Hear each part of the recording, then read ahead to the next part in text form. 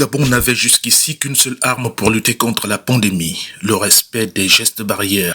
Ce dont très attendu par le gouvernement intervient un an après la découverte du tout premier cas de Covid-19 dans le pays. La promesse d'aide des autorités chinoises envers le Gabon est traduite en actes. Nous sommes convaincus que ce don de vaccins aidera le Gabon à mieux contrôler l'épidémie et à accélérer sa relance économique. Merci. Avec la solidarité, nous allons gagner cette bataille contre la Covid-19. Séduit au départ par plusieurs découvertes de vaccins anti-Covid, dont celui de l'américain Pfizer, le Gabon a finalement tranché pour Pékin. Et dès les jours qui viennent, la campagne va démarrer sur les différents sites. Le plan de vaccination a été déjà mis en place.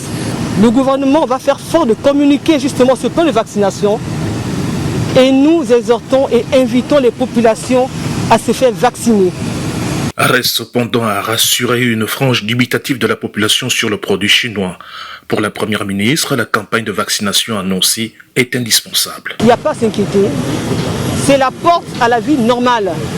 Vous vous souvenez que lorsqu'on a eu à avoir les tests PCR, beaucoup étaient réticents. Mais quand vous allez au laboratoire Gaouma, qu'est-ce qu'on constate?